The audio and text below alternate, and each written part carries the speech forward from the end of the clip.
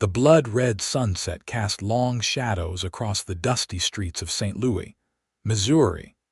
As Abigail Greene stumbled toward the general store, her trembling hand clutching a worn shawl that did little to hide the purple marks blooming across her face. It was 1875, and like the frontier itself, Abigail's life had become a cruel and unforgiving landscape, one she navigated with increasing desperation each day. She kept her eyes downcast, a habit formed over 3 years of marriage to Theodore Greene, the town's wealthiest businessman and her tormentor. At 22, Abigail had already lost the light in her hazel eyes, her once vibrant spirit crushed beneath her husband's cruel hands. The bruises that marred her delicate features were merely the visible signs of her suffering. Mrs. Greene, Mr. Holloway, the shopkeeper, greeted her with a careful smile that didn't quite reach his eyes. "What can I help you with today?" "Just some flour and sugar, please," she whispered, conscious of how her split lip made her words sound slurred. "And perhaps some liniment if you have it." Mr. Holloway nodded, asking no questions as he gathered her items. Everyone in town knew what happened behind the closed doors of the Greene mansion on the hill, but no one dared interfere. Theodore's influence ran too deep. As Abigail waited, the bell above the shop door jingled. She didn't look up, not even when the heavy footsteps stopped directly behind her. "That'll be 85 cents, Mrs. Greene," Mr. Holloway said, placing the items on the counter. Abigail reached for her coin purse with shaking fingers, but as she opened it, she realized with horror that Theodore had taken most of her household money. She had only 30 cents. I'm sorry," she stammered, her cheeks burning with shame. "I seem to be short today. Perhaps I could return tomorrow." A large, sun-bronzed hand appeared beside hers, placing $1 on the counter. "Allow me, madam." She looked up then, startled by the deep, gentle voice, and found herself staring into the most intense blue eyes she had ever seen.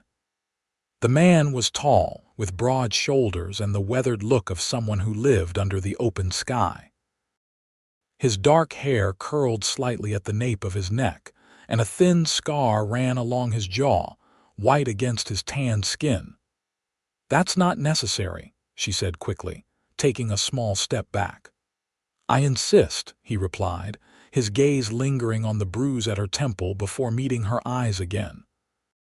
"Vincent Vale," he introduced himself with a slight nod. "Just passing through."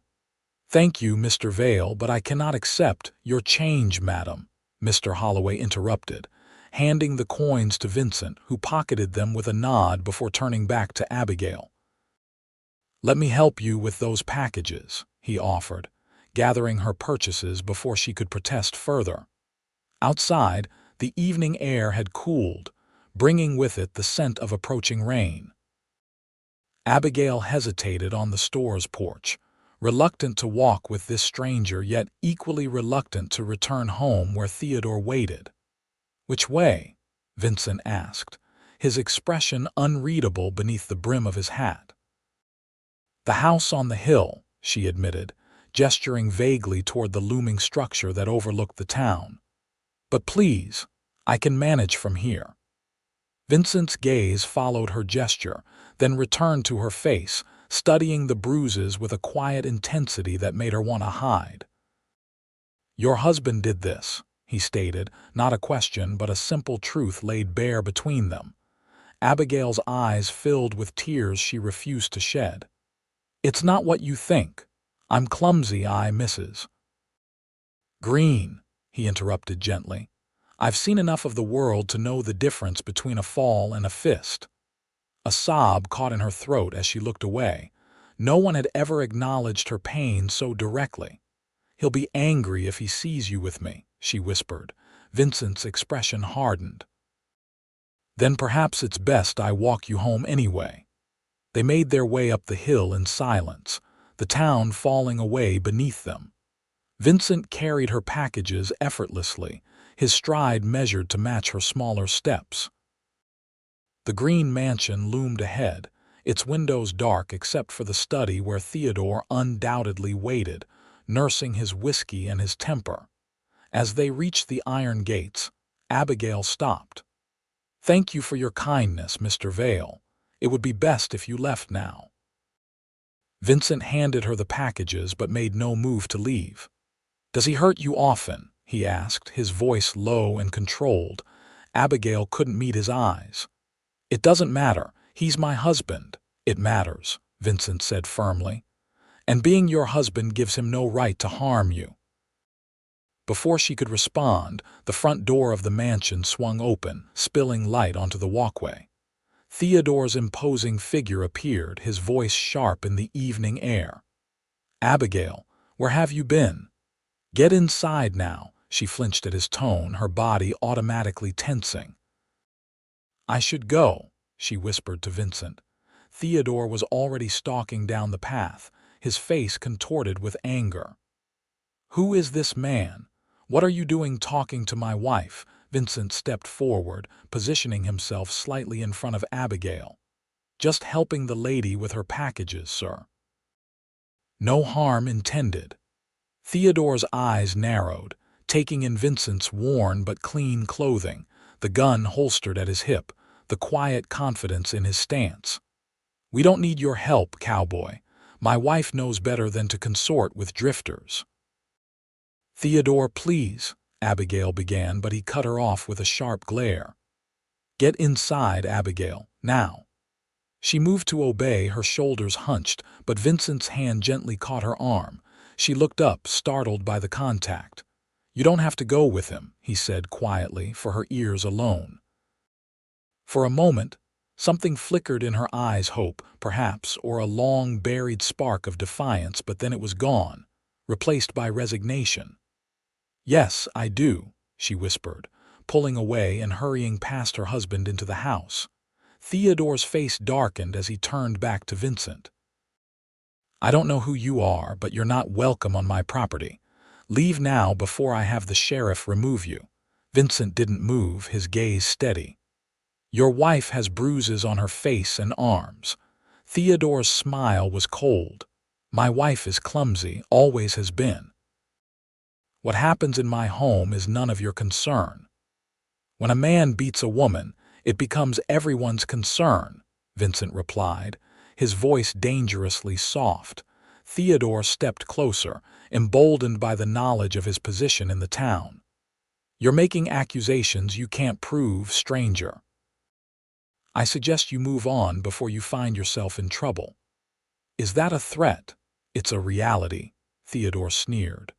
"No one in this town will take your word over mine. I own half the businesses here and employ most of the men. The sheriff is my brother-in-law. So take my advice, continue on your way, and forget you ever met my wife." Vincent stood his ground, measuring the man before him. Theodore Greene was in his 40s, heavyset but strong, with the soft hands of a businessman and the hard eyes of a bully. Vincent had faced worse men in his time, but he knew that here, surrounded by Greene's influence, a direct confrontation would accomplish nothing. "I'll be moving on when I'm ready," he finally said. "But know this, if I hear that you've laid another hand on her, I'll be back." Theodore laughed, a harsh sound that echoed in the gathering darkness. "Your concern is noted, Cowboy. Now get off my property." Vincent turned and walked away, his steps unhurried. Behind him, he heard the mansion door slam shut, and his jaw clenched at the thought of Abigail trapped inside with that monster. He made his way back down the hill, his mind working through possibilities. He had come to St. Louis on business, tracking a man who'd stolen from his employer. That task was nearly complete, but now something else held him here, the haunted eyes of a woman with bruises on her skin and chains on her spirit. Vincent found himself at the town's only hotel, a modest 2-story building with clean rooms and discreet service. The elderly owner, Mrs. Beckham, greeted him warmly as he entered. "Evening, Mr. Vale. Will you be having supper in the dining room tonight?" "Yes, madam," he replied, removing his hat. "And I wonder if I might ask you something." Mrs. Beckham leaned forward across the desk, her eyes bright with curiosity. "Of course, dear. What do you know about Theodore Greene and his wife?" The woman's expression changed immediately, her mouth pressing into a thin line. "Why do you ask? I encountered Mrs. Greene today. She seemed troubled." Mrs. Beckham glanced around the empty lobby before responding in a lowered voice.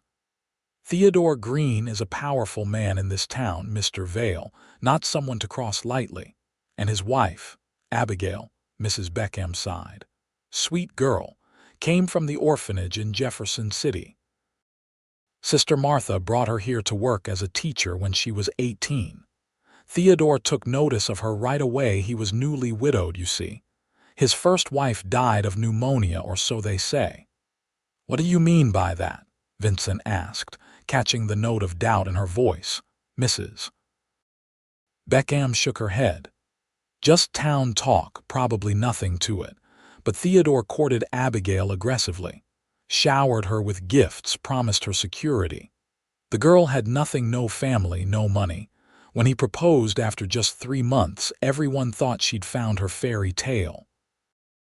"But it wasn't," Vincent stated. "No," Mrs. Beckham confirmed sadly. "The changes came gradually. First, she stopped teaching.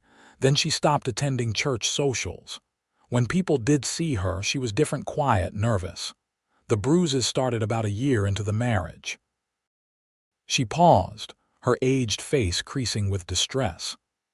"Several people tried to help, but Theodore is connected to everyone who matters in this town. The minister spoke to him once about treating his wife with Christian kindness. The next week, the church's funding was cut in half." Vincent absorbed this information, his determination solidifying. "Is there anyone in town not under Greene's thumb, anyone who might help her? You're thinking of getting involved?" Mrs. Beckham looked alarmed. "Mr. Vale, I admire your concern, but this isn't your fight." "Maybe it should be someone's," he replied. The old woman studied him for a long moment before nodding slowly. "Dr. Peterson might be sympathetic. He's treated Abigail's injuries more than once, and he's independently wealthy, retired here from Boston after the war. His practice is more of a charity these days. Theodore can't touch him." "Thank you, Mrs. Beckham. I'll keep that in mind." She reached across the desk to pat his hand. "Be careful, Mr. Vale. Theodore Greene is not a man who forgives those who interfere in his affairs." Vincent nodded and headed upstairs to his room, his mind filled with thoughts of Abigail Greene and the life she endured behind those mansion walls. At that very moment, Abigail was standing in her bedroom, arms wrapped protectively around herself as Theodore paced before her, his rage building with each passing minute. "Who was that man? How long have you been seeing him behind my back?" he demanded, his voice deceptively quiet. "I wasn't seeing him, Theodore. He helped me at the store when I realized I didn't have enough money. That's all." Theodore stopped pacing, his eyes narrowing. "You didn't have enough money because you're wasteful and stupid. I give you a generous allowance for household expenses." "You took most of it back yesterday," she reminded him softly, immediately regretting her words when she saw his expression darken further. "Are you accusing me of something, Abigail?" She shook her head quickly. "No, Theodore. I only meant—" His hand shot out, gripping her jaw painfully. "You only meant to disrespect me, to make me look like a fool. First by parading around town with your lover, then by talking back to me in my own home." "He's not my lover," she whispered, tears filling her eyes. "I never saw him before today." Theodore released her with a shove that sent her stumbling backward. "Do you think I'm stupid? Do you think I don't see the way you look at other men? You've been plotting to leave me, haven't you?" "No," she pleaded, fear coursing through her. When Theodore convinced himself of something, nothing could change his mind, and his jealousy had only grown worse over the years. "I would never leave you. You're my husband." He watched her for a long moment, his eyes cold. "Take off your dress." Abigail froze, dread settling in her stomach. "Theodore, please take it off," he shouted, making her flinch. "I want to see if you've let him touch what belongs to me." With trembling fingers, Abigail began to undo the buttons of her dress, humiliation burning through her as Theodore watched with calculating eyes. This was another form of his control, these degrading inspections that left her feeling stripped of more than just her clothing. When she stood before him in only her chemise and petticoat, he circled her slowly, like a predator. "Who is he to you?" Theodore asked again. "No one," she insisted, her voice breaking. "Just a kind stranger." His hand struck her cheek with enough force to knock her to the floor. "Don't lie to me." Abigail curled into herself, protecting her head as another blow landed on her shoulder. "I'm not lying, Theodore. Please stop." He grabbed her arm, yanking her to her feet. "You made me look like a fool today, parading around with that drifter. Do you know what people will say? That Theodore Greene can't control his wife." "No one saw us," she sobbed, trying to placate him. "We just walked from the store." "I swear it was nothing." He pushed her roughly onto the bed. "You're my wife. I took you from nothing, gave you everything, and this is how you repay me." "By humiliating me." Abigail closed her eyes, knowing what would come next. Theodore would use her body to reassert his ownership, to remind her that she was his possession. Then he would lock her in their room for days, claiming she was ill if anyone asked about her absence. But tonight, something was different. Instead of forcing himself on her, Theodore stood over her, breathing heavily, his fists clenched at his sides. "You're not worth the effort tonight," he spat finally. "I have business to attend to in town. When I return, I expect you to remember your place in this house." He stormed from the room, and moments later, Abigail heard the front door slam.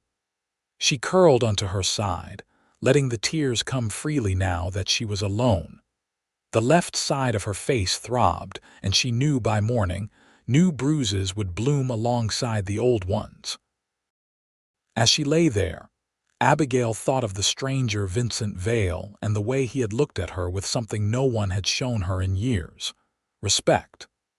For a brief moment, when he had suggested she didn't have to return home, she had allowed herself to imagine it walking away, finding freedom. But the thought was as impractical as it was dangerous. Where would she go? What would she do? Theodore would find her, and his rage would be uncontrollable.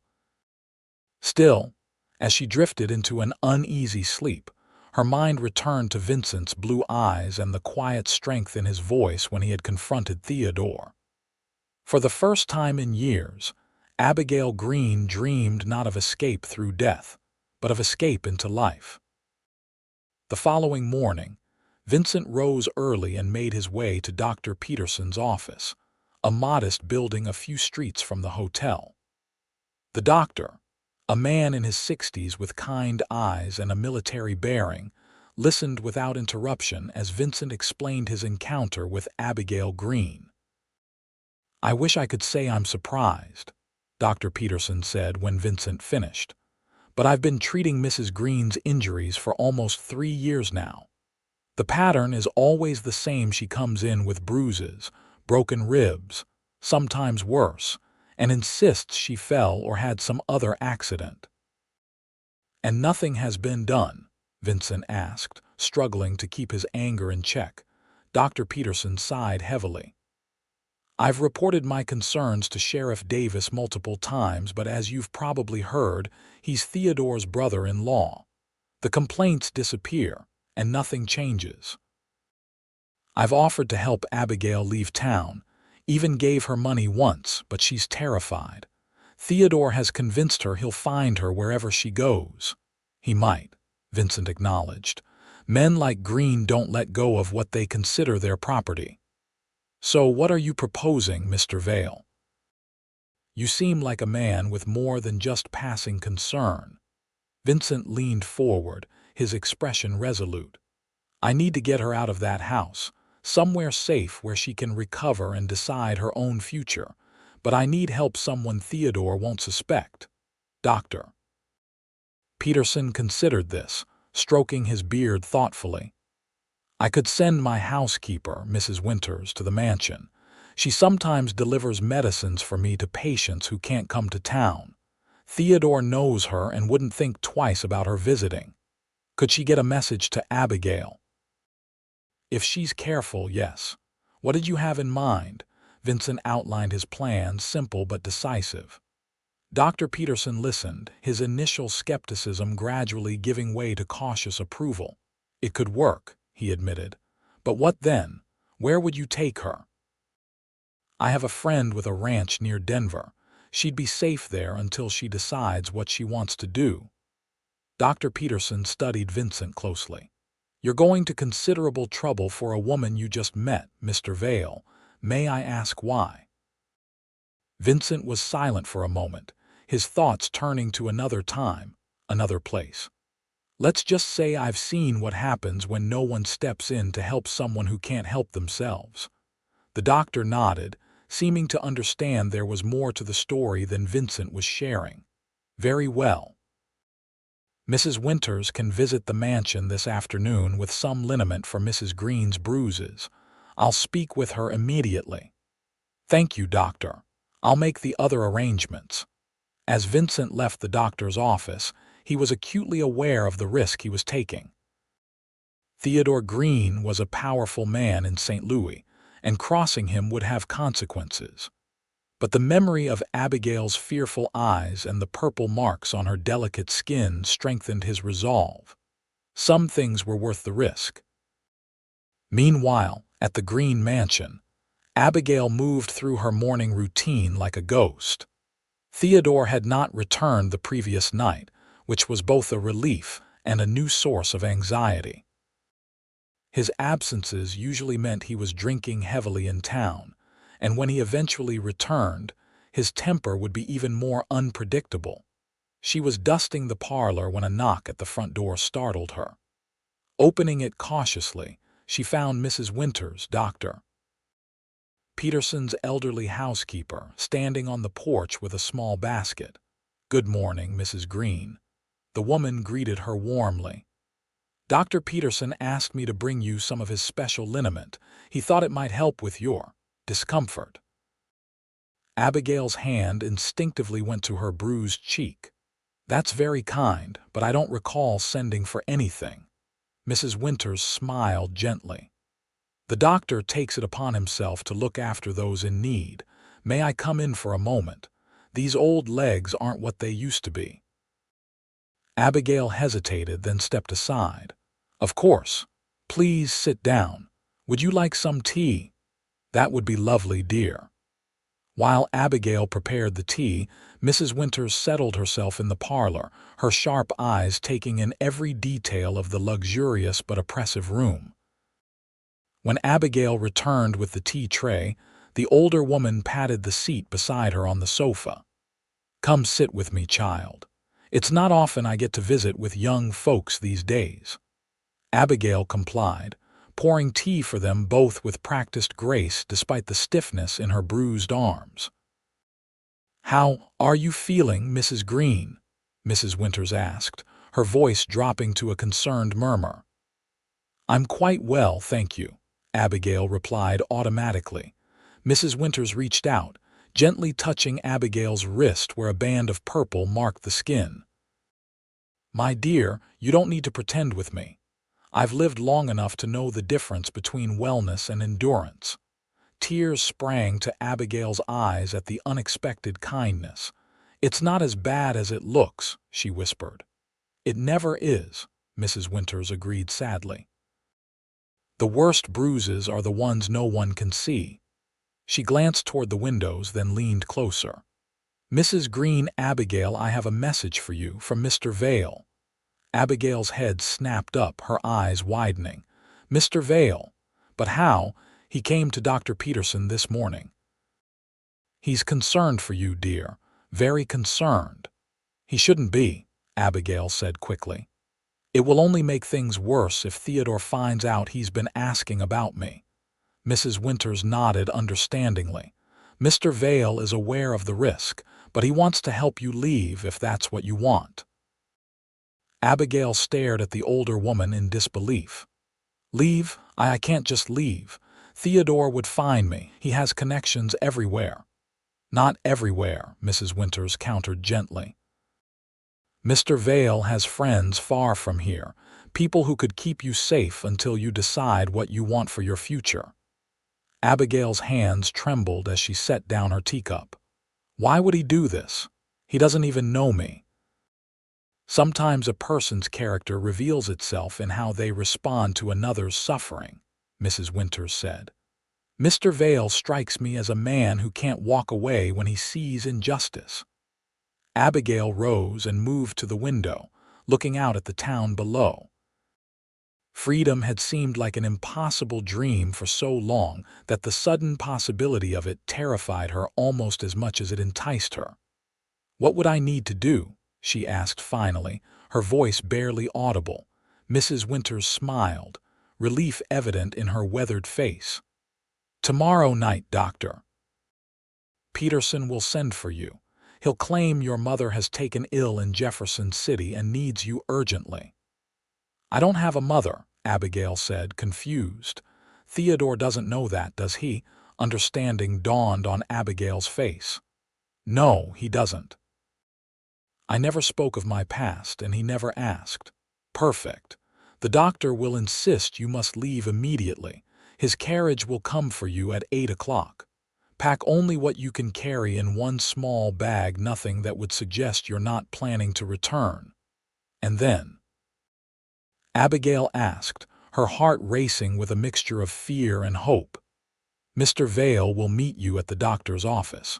From there, you'll travel by night to the train station in Jefferson City. The rest he will explain when the time comes. Abigail wrapped her arms around herself, doubt creeping back in. What if Theodore refuses to let me go? Or what if he follows us? Dr. Peterson is prepared to be very insistent, and he'll bring his assistant, a rather large young man, as added persuasion. As for Theodore following, Mr. Vale has considered that possibility as well. There will be precautions. Abigail fell silent, the magnitude of the decision before her almost overwhelming.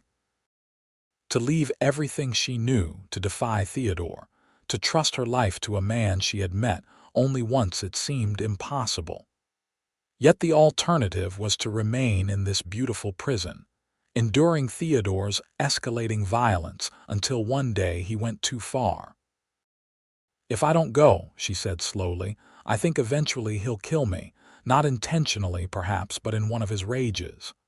Mrs. Winters reached for her hand, squeezing it gently. Then you must go, my dear, choose life. A single tear slid down Abigail's cheek. Yes, she whispered. Tomorrow night at 8. After Mrs. Winters departed, Abigail moved through the house in a daze, her mind racing with plans and fears. She would need to be careful about what she packed, nothing too obvious, nothing Theodore might notice missing before she left. Money would be an issue. Her husband kept her on a tight allowance, doling out only what she needed for immediate household expenses. As she was contemplating this problem, the front door slammed open, and Theodore's heavy footsteps echoed in the hall. Abigail froze, her pulse quickening as she heard him calling her name. Abigail, where are you, woman? She hurried from the bedroom to the top of the stairs. I'm here, Theodore. He stood in the foyer, swaying slightly, his eyes bloodshot from a night of drinking. Come down here, he commanded. Abigail descended the stairs slowly, keeping her expression neutral despite the fear coursing through her. If he discovered her plans to leave, if he even suspected. You had a visitor earlier, he said, his voice dangerously quiet. Mrs. Winters from Dr. Peterson's office. Abigail's heart skipped a beat. Had someone seen the housekeeper and reported to Theodore? Yes, she admitted, seeing no point in lying about something he already knew. Dr. Peterson sent some liniment for where I fell yesterday. Theodore's eyes narrowed. Always so concerned about your welfare, isn't he? What did the old woman want? She was here for quite some time. Nothing in particular, Abigail replied, forcing her voice to remain steady. She was tired and accepted my offer of tea. We talked about her grandchildren. Theodore studied her face, searching for signs of deception. Abigail met his gaze, years of practice helping her maintain a facade of calm submission despite her racing heart. Finally, he seemed satisfied. I've decided to forgive your behavior yesterday, he announced, as if bestowing a great favor. But I don't want you speaking to that drifter again. He's a troublemaker. I have no intention of speaking to him, Abigail said truthfully. If everything went according to plan, she wouldn't need to speak to Vincent Vale again. She would be with him, escaping this nightmare. Theodore nodded, apparently appeased. Good. I'm going to rest now. Have dinner ready at 6 and wear the blue dress I bought you. The Harrises are joining us. Yes, Theodore. As he brushed past her toward the stairs, Abigail caught the scent of whiskey and perfume, a woman's perfume that was not her own. A familiar hollow feeling settled in her stomach. Theodore's infidelities were another open secret, another humiliation she was expected to endure in silence. But not for much longer, she reminded herself. Tomorrow night, everything would change. The day passed with excruciating slowness. Abigail prepared an elaborate dinner for the Harrises, played the perfect hostess, and smiled through Theodore's possessive displays and subtle barbs. All the while, her mind was elsewhere, rehearsing her escape, imagining the moment when she would walk away from this house forever. Late that night, after Theodore had fallen into a whiskey-induced slumber, Abigail slipped from their bed and quietly packed a small carpetbag. She selected only practical items, a change of clothing, her mother's locket, the one possession she had from her childhood, and a small amount of money she had managed to secretly save over the years by claiming certain household expenses cost more than they actually did. As she tucked the bag into the back of her wardrobe, a strange calm settled over her. For the first time in years, Abigail felt something akin to hope stirring in her heart. The next day dawned bright and clear, a beautiful late summer day that seemed at odds with the tension Abigail felt. Theodore left for his office early, reminding her that they were expected at Judge Wilkins' home that evening for cards. I'll send the carriage for you at 7, he told her as he adjusted his tie in the hall mirror. Wear the green silk. Judge Wilkins' wife always overdresses, and I want you to outshine her. Abigail nodded obediently, all the while knowing she would be long gone by then. Have a good day, Theodore. After he left, Abigail moved through her usual routine, cleaning and directing the weekly visit from the laundress, all while watching the clock with increasing anxiety. By mid-afternoon, she was so tense that she jumped at every sound, fearing Theodore might return early and somehow divine her intentions. At precisely 6 o'clock, there was a sharp knock at the door. Abigail opened it to find Dr. Peterson standing on the porch, his expression grave. Mrs. Greene, he said formally, I'm afraid I come with distressing news. Your mother has taken seriously ill in Jefferson City. The telegram arrived at my office an hour ago. Relief flooded through Abigail. Everything was proceeding as planned. Oh, doctor, how terrible. Is it very serious? I fear it may be, Mrs. Greene. The message indicated that you should come at once. I've taken the liberty of arranging transportation for you. My carriage will collect you at 8 o'clock to take you to catch the night train. Thank you for your kindness, doctor. I'll need to inform my husband. Dr. Peterson nodded. I've sent word to his office, but he had already left for a meeting outside town. The messenger left a note. I'm sure Mr. Greene will understand the urgency of family matters. Their performance was interrupted by the sound of approaching hoofbeats. Abigail's blood ran cold as she recognized Theodore's horse turning up the drive. Dr. Peterson squeezed her hand reassuringly. "Steady now," he murmured before turning to greet Theodore with professional cordiality. "Greene," he called as Theodore dismounted. "I was just informing your wife of some unfortunate news." Theodore approached warily, his gaze shifting between the doctor and Abigail. "What news?" "Mrs. Greene's mother is gravely ill in Jefferson City. A telegram arrived asking for her to come immediately." Theodore's eyes narrowed. "Her mother? This is the first I'm hearing of any mother." Abigail stepped forward, her heart pounding. "I rarely speak of her because our relationship has been difficult, but she raised me after the orphanage until I was old enough to work. I cannot ignore her now that she's ill." Theodore studied her face, suspicion evident in his expression. "This is very sudden." "Illness often is," Dr. Peterson interjected smoothly. "I've arranged for my carriage to take Mrs. Greene to the station this evening. The night train leaves at 9. "That won't be necessary," Theodore said firmly. "If my wife needs to travel, I'll make the arrangements."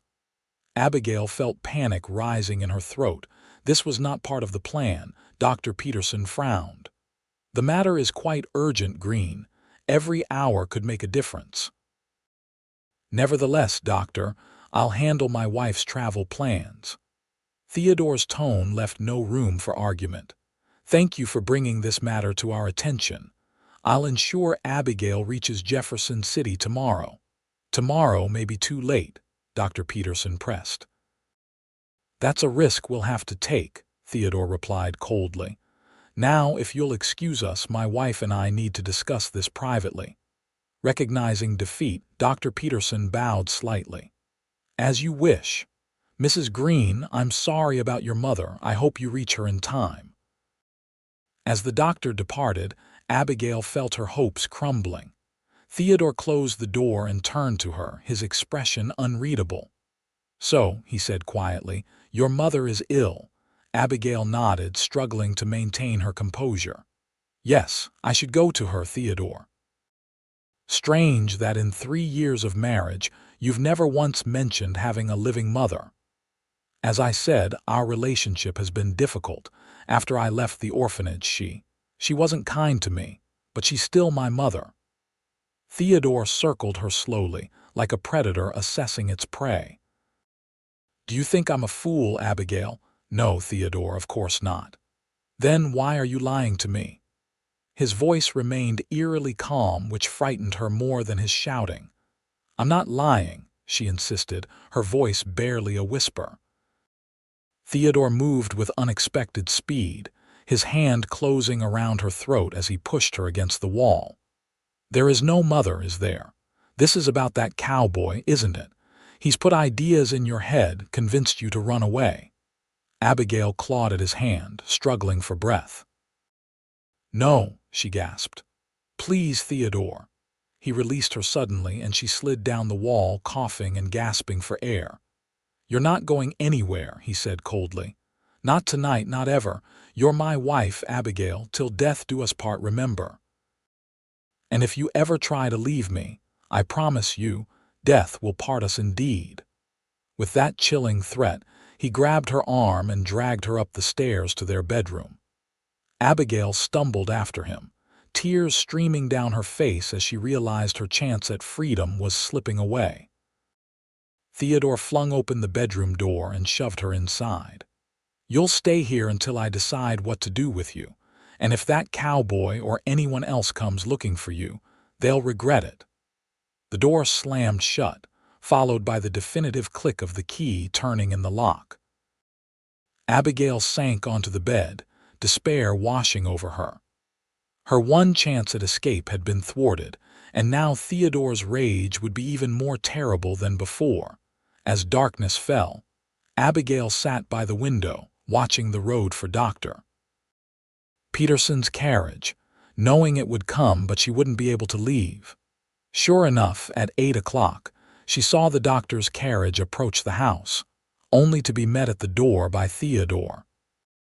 Though she couldn't hear their exchange, she could imagine Theodore's smug explanation that his wife was indisposed and would not be traveling after all.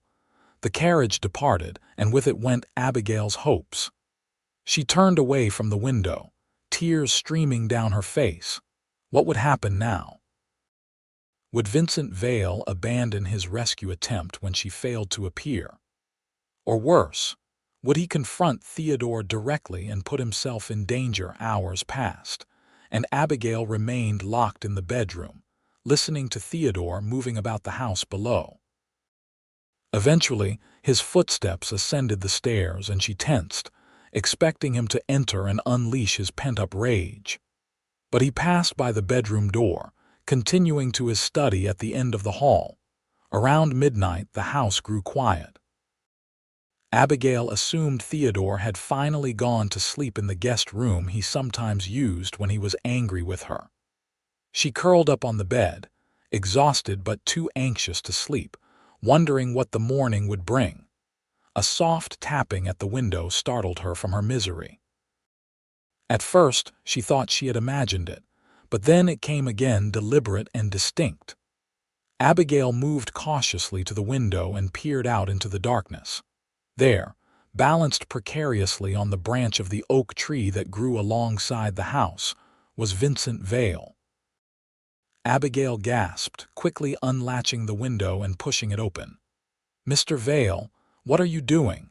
If Theodore catches you, he won't," Vincent assured her, his voice a low whisper. "Dr. Peterson told me what happened. Are you all right? Did he hurt you?" Abigail's hand went unconsciously to her throat where bruises were already forming from Theodore's grip.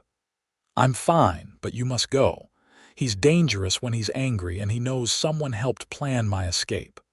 "I'm not leaving without you," Vincent stated firmly. "Can you climb out?" Abigail glanced nervously at the door. "He locked me in. But even if I could leave, he'd hunt us down. He has connections, influence, so do I," Vincent interrupted. "Abigail, listen to me. I know you're scared and you have every right to be, but right now you have a choice to make. You can stay here and continue enduring his abuse, or you can take a chance on freedom. I can't promise it will be easy, but I can promise you won't face it alone." His words penetrated the wall of fear that had surrounded Abigail for so long. She looked into his eyes, illuminated by the moonlight, and saw not pity but respect and determination. "Why?" she asked simply. "Why would you risk so much for me?" Vincent's expression softened. "Because everyone deserves the chance to live without fear. Because what he's doing to you is wrong, and sometimes the only way to fight wrong is for someone to step forward and say no more." He extended his hand through the window. "Will you come with me, Abigail?" She hesitated only a moment before reaching for her carpet bag, hidden beneath the bed. "Yes," she whispered, surprising herself with the certainty in her voice. "Yes, I'll come." Getting from the window to the tree branch required more courage than Abigail knew she possessed, but Vincent guided her every move, his steady hand supporting her as she made the precarious crossing. Once she was safely on the thickest part of the branch, Vincent helped her navigate down the tree to where his horse waited, tethered at a safe distance from the house. "We need to move quickly," he told her, lifting her effortlessly onto the horse before mounting behind her. "Dr. Peterson is waiting for us with a wagon at the edge of town. From there, we'll travel to Jefferson City as planned." As they rode away from the Greene mansion, Abigail expected to feel terror at her daring escape, or perhaps guilt at breaking her marriage vows. Instead, she felt an overwhelming sense of relief, as if a great weight had been lifted from her shoulders. They rode in silence through the sleeping town, staying to the shadows and avoiding the main streets. At the town's edge, they found Dr. Peterson waiting with a covered wagon, as promised. "Thank God," the doctor exclaimed quietly as they approached. "When Greene turned you away at the door, I feared the worst." "It was a close call," Vincent acknowledged, helping Abigail down from the horse. "But we made it.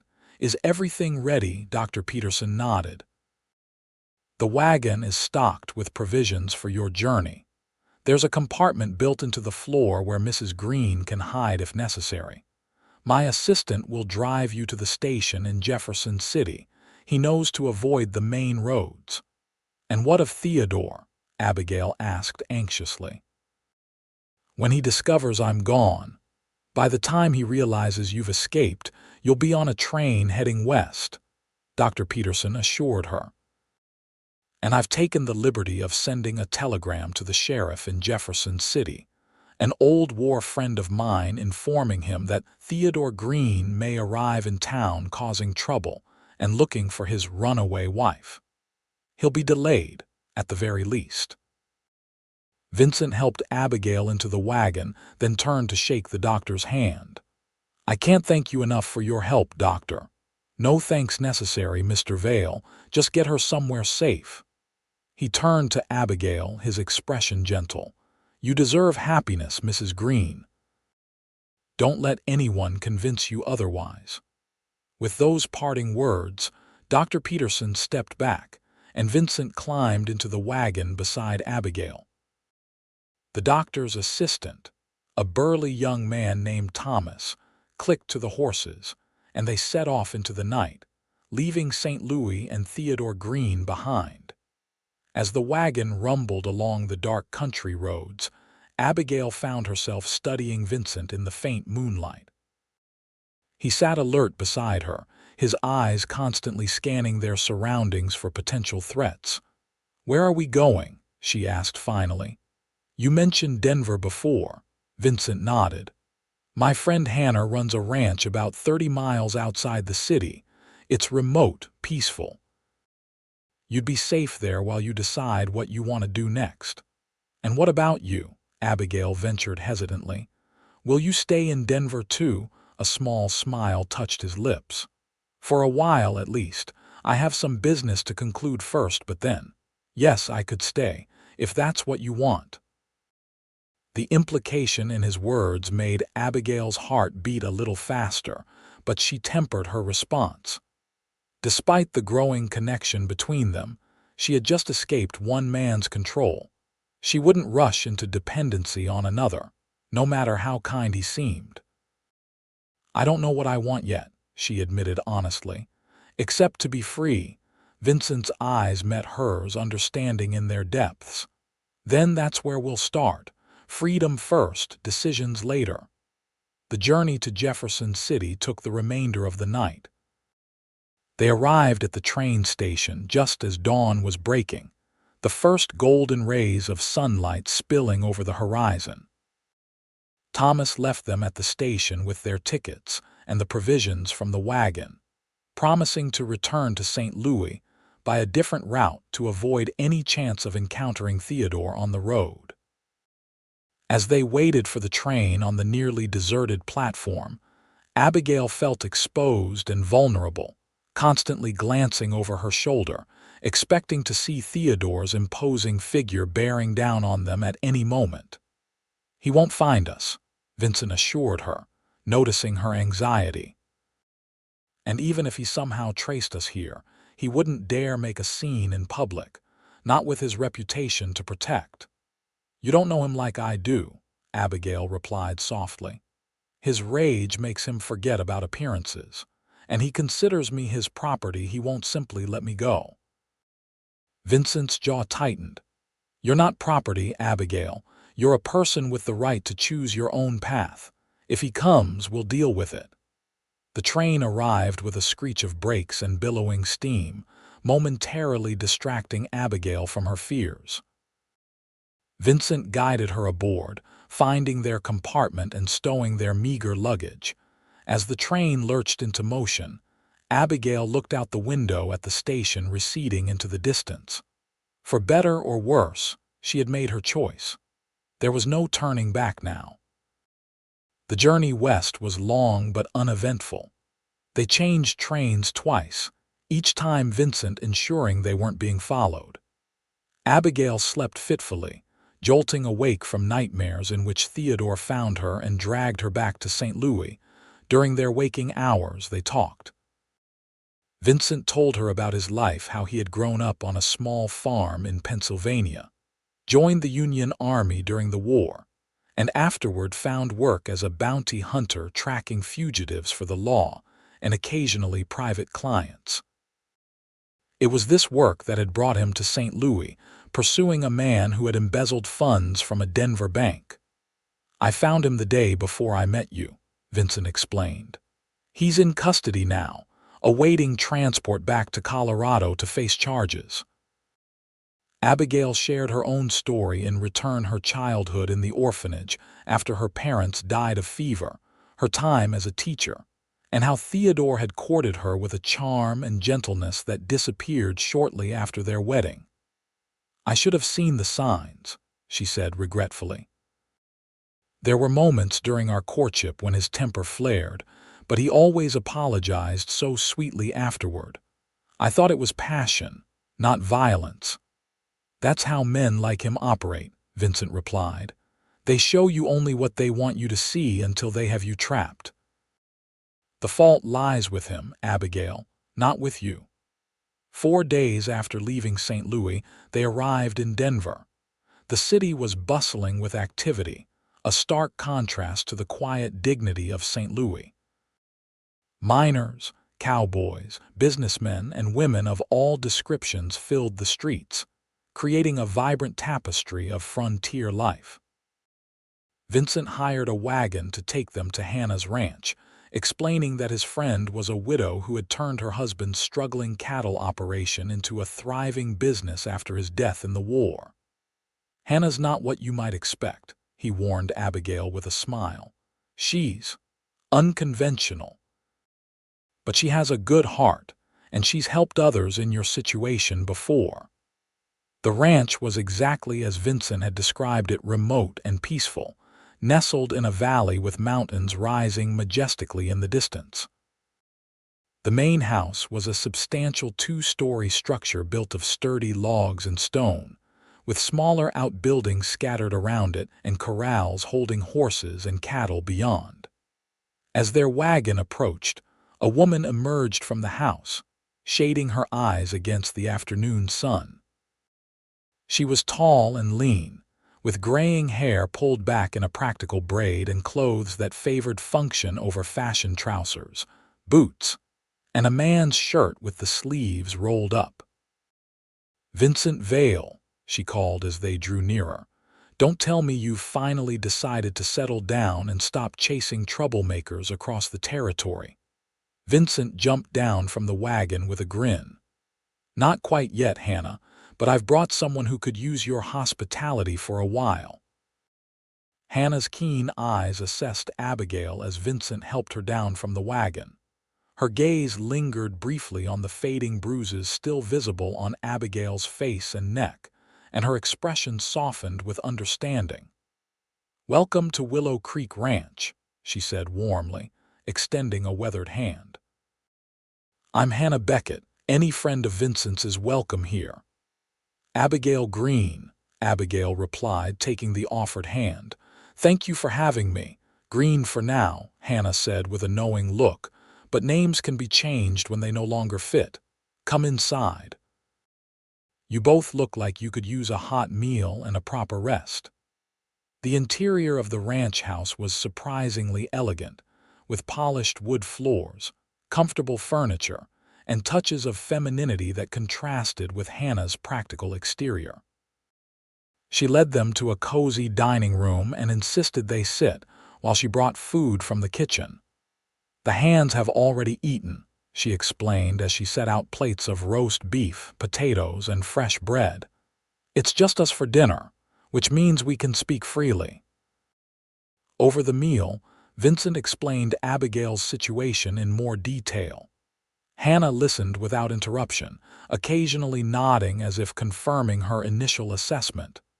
"Well," she said when he finished, "you're safe here, Abigail. I employ 20 ranch hands, all of whom are fiercely loyal and well-armed.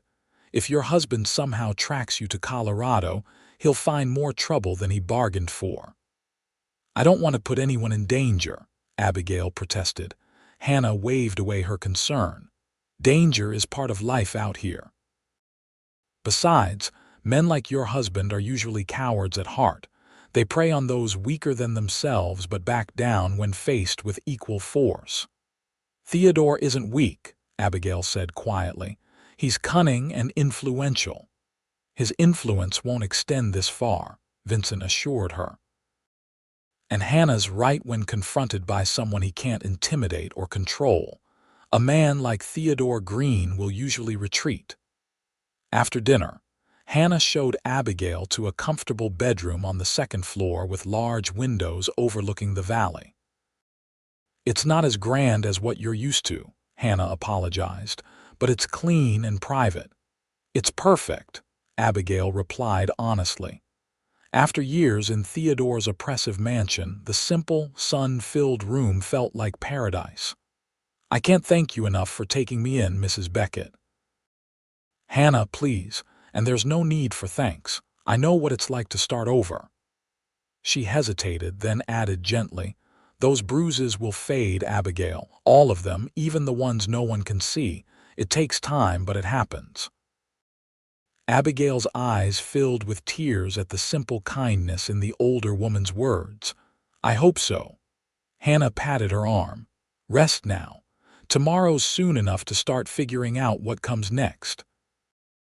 Alone in the quiet room, Abigail sank onto the bed, the exhaustion of the journey and the emotional toll of her escape finally catching up to her. For the first time in years, she allowed herself to weep freely, not tears of pain or fear, but of relief and tentative hope. When she finally drifted off to sleep, it was deep and dreamless, her body and mind embracing the safety that had been so long denied. The next morning, Abigail woke to sunlight streaming through the windows and the distant sounds of ranch life, horses neighing, men calling to each other, the lowing of cattle. For a disorienting moment, she didn't remember where she was, her mind still expecting to wake in Theodore's house with his controlling presence looming over her day.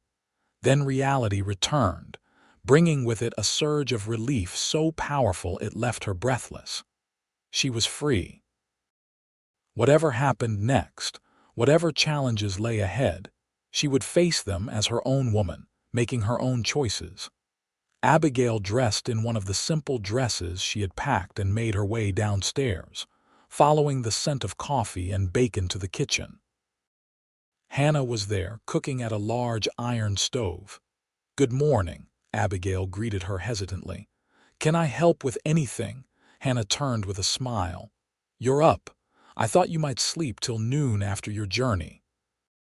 And yes, you can help by sitting down and telling me how you like your eggs while I finish this bacon."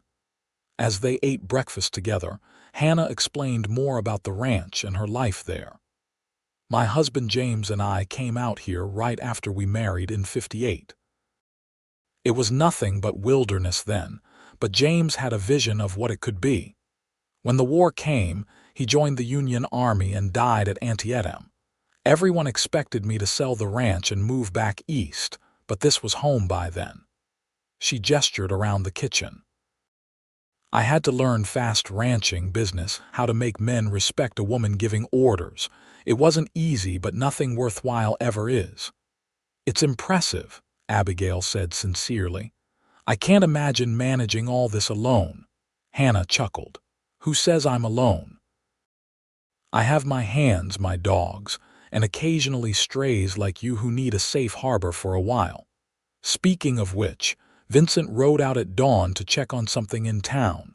He said to tell you he'll be back by supper." Abigail tried to hide her disappointment at Vincent's absence. Though she had known him only a short time, his steady presence had become a comfort she hadn't realized she'd come to rely on. Hannah, missing nothing, smiled knowingly. "He's a good man, our Vincent. Not one for putting down roots, usually, but I've never seen him go to such lengths for someone before." Abigail felt her cheeks warm. "He's been very kind. I don't know what I would have done without his help." "Kind, yes," Hannah agreed. "But there's more than kindness in how he looks at you, Abigail. Just something to consider as you decide what comes next." Changing the subject, Hannah asked, "What are your skills besides teaching? Anything practical you can do around a ranch?" Abigail hesitated. "Not really. Theodore didn't want me doing anything he considered beneath our station. I can cook and so keep accounts. I was a good teacher before I married." "Teaching is valuable out here," Hannah said thoughtfully. "Most ranch children get precious little schooling. And a woman who can keep accounts is worth her weight in gold. Most of these cowhands can barely sign their names, let alone balance books." "Are you offering me a job?" Abigail asked, surprised. Hannah shrugged. "Maybe. Or maybe I'm just letting you know you have options. You don't need to decide anything right away. Take some time, he'll figure out who you are without him defining you." "Thank you," Abigail said softly, "for everything." The days at Willow Creek Ranch fell into a pleasant rhythm. Each morning, Abigail helped Hannah with household chores, then spent the afternoons reading from Hannah's surprisingly extensive library or walking the property, gradually venturing further from the house as her confidence grew. Vincent came and went, sometimes disappearing for a day or two on business, but always returning. When he was at the ranch, he often joined Abigail on her walks, their conversations ranging from books they had read to dreams they had held as children. He never pressed her for more than friendship, seemingly content to let their relationship develop at its own pace. As weeks passed, Abigail found herself changing in subtle but significant ways. Her posture straightened, no longer hunched in perpetual deference. She began to voice her opinions without first checking to see if they would be acceptable. She laughed more freely, slept more soundly, and the haunted look gradually faded from her eyes. The bruises on her body healed, leaving no visible traces of Theodore's cruelty. The invisible wounds would take longer to mend, but even those began to hurt less with each passing day. One evening in late October, nearly 2 months after her escape, Abigail sat on the porch with Vincent, watching the sunset paint the mountains in shades of gold and purple. The air was crisp with the approach of winter, and Hannah had provided them with warm blankets and hot cider before tactfully retreating inside. "I received a letter from Dr. Peterson today," Vincent said after a comfortable silence. "He thought you might want to know what's happening in St. Louis." Abigail tensed slightly. "Theodore, he's been looking for you as expected. Hired some men to track you, made a lot of noise about his kidnapped wife. But Dr. Peterson says his influence in town is waning. Seems your disappearance sparked some gossip, and several other women have come forward with stories about Theodore's true nature. His business partners are distancing themselves. And the law, is he still claiming I was taken against my will?" Vincent smiled wryly. "He tried, but Sheriff Davis finally had to admit that no evidence supported the kidnapping claim. Especially after Mrs. Winters testified that she heard you express fear for your life multiple times. Theodore's been told that if you're found, you'll be asked directly if you left voluntarily, and your answer will determine if any crime was committed." Abigail absorbed this information, surprised at the relief it brought. She had lived with the fear of Theodore's pursuit for so long that the idea it might be ending was almost difficult to comprehend. "So I'm free?" she asked tentatively. "You've been free since the moment you climbed out that window," Vincent reminded her gently. But yes, legally, it seems Theodore's claims have been dismissed, which means you have choices now. Abigail turned to look at him. What kind of choices? Vincent's eyes met hers, serious and sincere. You could stay here with Hannah. She's offered to make your position official housekeeper and bookkeeper for the ranch with pay, or you could go back to teaching. The town's school needs a teacher for the spring term. Hannah mentioned it to the school board and they're interested in meeting you. And what about you? Abigail asked, her heart quickening. What will you do? Vincent was silent for a moment, his gaze returning to the sunset. I've been thinking about that. I'm not getting any younger, and the life of a bounty hunter isn't one that promises a peaceful old age. He glanced at her again, something vulnerable in his expression. Hannah's offered me a partnership in the ranch. She's getting older, needs someone to take on more of the physical work. It would mean settling in one place, putting down roots. And is that what you want? Abigail pressed gently. Vincent took a deep breath. It depends. On you, me. He shifted to face her fully, his eyes intense. Abigail, I know you've just escaped one man who tried to control your life. The last thing I want is to become another. But these past weeks, getting to know you, seeing your strength and courage, I've come to care for you deeply. He paused, choosing his words carefully. I'm not asking for any promises, just the chance to see where this might lead if you're willing. Abigail's throat tightened with emotion. Since arriving at the ranch, she had felt her feelings for Vincent growing, but fear had held her back, fear that she was simply transferring her dependency from one man to another, fear that what she felt wasn't real but merely gratitude for her rescue. But in this moment, looking into Vincent's eyes and seeing not possession or control but genuine respect and affection, she recognized the truth. What she felt for him was nothing like what she had felt for Theodore, even in the beginning. This was deeper, truer, built on a foundation of mutual respect and shared experiences. I'm willing, she said softly. More than willing, but I need you to understand something. I'm still finding myself, still learning who Abigail is without Theodore defining her. I need time and space to grow into that person. Vincent's smile was warm with understanding. Time and space are two things Colorado has in abundance, he said. We can take this as slowly as you need. Impulsively, Abigail reached for his hand, entwining her fingers with his. Not too slowly, she amended with a small smile of her own. Vincent's eyes darkened, and he leaned forward slowly, giving her every opportunity to pull away. But Abigail met him halfway, her lips touching his in a kiss that was gentle yet full of promise, the promise of a future where love meant safety instead of fear, respect instead of control. When they finally parted, Vincent rested his forehead against hers.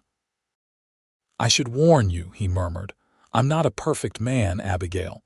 I've made my share of mistakes and I'll probably make more, but I swear to you my hand will never strike you in anger. Not ever. Tears welled in Abigail's eyes at the simple vow. I believe you, she whispered. From the doorway, Hannah cleared her throat discreetly. If you two are done with your stargazing, supper's ready, she announced with poorly concealed satisfaction. Vincent chuckled, standing and offering his hand to help Abigail up. As they walked inside, his arm around her shoulders and her head resting comfortably against him, Abigail felt a sense of rightness settle over her. This wasn't the end of her journey in many ways. It was just the beginning, but for the first time, she looked toward the future with hope instead of dread. Winter came to Willow Creek Ranch with a blanket of pristine snow and clear, cold days. Abigail accepted the position at the town school, teaching the children of ranchers and townspeople 3 days a week while continuing to help Hannah with the ranch accounts. Vincent took on more responsibility managing the ranch operations. His natural leadership, earning the respect of the hands. Their relationship developed gradually, built on countless conversations by the fire, shared meals, and the occasional stolen kiss. Vincent courted her properly, with flowers from the greenhouse Hannah maintained and small, thoughtful gifts that showed he was paying attention to her preferences and interests. As Christmas approached, Abigail received another letter from St. Louis, this one from Mrs. Winters. Theodore had apparently given up his search, telling acquaintances that his unstable wife had run off and he was better without her. He was even rumored to be courting the young widow of a business associate. "Does it bother you?" Vincent asked when she shared the news with him. "That he's moved on so quickly?" Abigail considered the question honestly. "No," she realized with some surprise. "If anything, I'm relieved. As long as he was searching for me, some part of me was still tied to him. Now I can truly put that chapter of my life behind me." On Christmas Eve, with Hannah's blessing and subtle encouragement, Vincent took Abigail on a sleigh ride through the snow-covered valley. Under a sky brilliant with stars, he asked her to marry him. "I know it hasn't been that long," he said, his breath forming clouds in the cold air, "and I'll understand if you need more time. But I love you, Abigail. I want to build a life with you if you'll have me." Abigail looked into the face of the man who had rescued her not just from Theodore's fists but from a life without hope, and knew her answer with complete certainty. "Yes," she said simply. "Yes, I'll marry you, Vincent." They were married in the spring, with Hannah serving as Abigail's matron of honor and Dr. Peterson, who had traveled from St. Louis for the occasion, standing as Vincent's best man. It was a simple ceremony held in the town church, followed by a celebration at the ranch that brought together townspeople and ranch hands in a day of feasting and dancing. As Abigail danced with her new husband under lanterns strung across the ranch yard, she caught Hannah watching them with a smile of maternal satisfaction. "She's been playing matchmaker since the day we arrived, hasn't she?" Abigail asked with a laugh. Vincent grinned. "Probably before that. Hannah's been trying to get me to settle down with a good woman for years. She must have seen the possibility the moment I told her about you."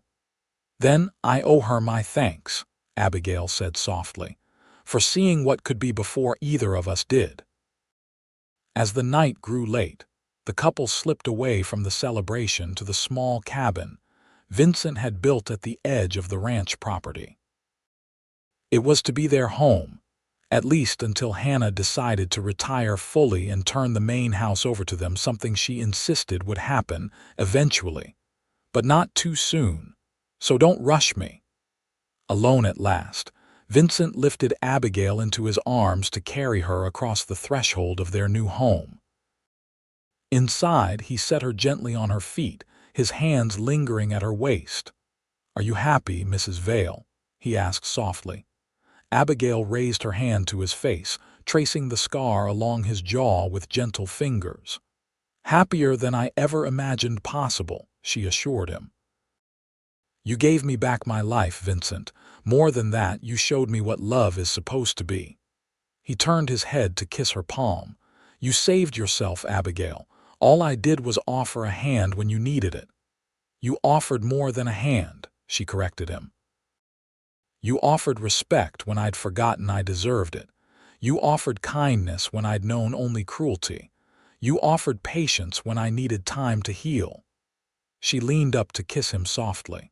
"And you offered love when I was finally ready to receive it." Vincent's arms tightened around her, drawing her closer. "I'll spend the rest of my days making sure you never doubt that love," he promised. As they began their life together in the small cabin on the Colorado frontier, the memories of St. Louis and Theodore Greene faded like old bruises, leaving behind a woman stronger for her suffering but no longer defined by it. In their place grew new memories of laughter shared over breakfast, of challenges faced together, of quiet evenings by the fire, of passion discovered in each other's arms. A year later, Abigail gave birth to their first child, a son they named James, after Hannah's late husband. As she watched Vincent cradle their newborn with infinite tenderness, tears of joy streaming unashamedly down his weathered face, Abigail felt the last shadows of her past life finally dissolve. This was her family now: Vincent, their son, Hannah, the ranch hands who had become like brothers, the townspeople who respected her as their children's teacher. This was her home, not a gilded cage but a place of warmth and welcome, where her voice was heard and her presence valued. And Vincent kept his promise. In all their years together, through the birth of 2 more children, through droughts and blizzards and cattle diseases, through Hannah's eventual passing and their inheritance of the ranch, through arguments and reconciliations, and all the ordinary trials of a shared life, his hands never struck her in anger. Instead, they supported her when she faltered, worked alongside hers to build their home, held her when she needed comfort, and reached for hers each night as they fell asleep. The bruises that had once covered Abigail's body became a distant memory, replaced by the marks of a life well-lived: laugh lines around her eyes, calluses on her hands from honest work, the slight roundness of her belly that remained after carrying their children. And sometimes, on quiet evenings when they sat together on the porch of the main house, now gray-haired, but still strong in their love for each other, Abigail would remember that day in St. Louis when a stranger had seen her pain and refused to look away. She would remember his words, spoken with quiet conviction outside Theodore's mansion. "He'll never touch you again." It had been both a promise and a prophecy, fulfilled beyond her wildest hopes. Theodore never had touched her again. Instead, she had found a man whose touch healed rather than hurt, whose strength protected rather than dominated, whose love liberated rather than imprisoned.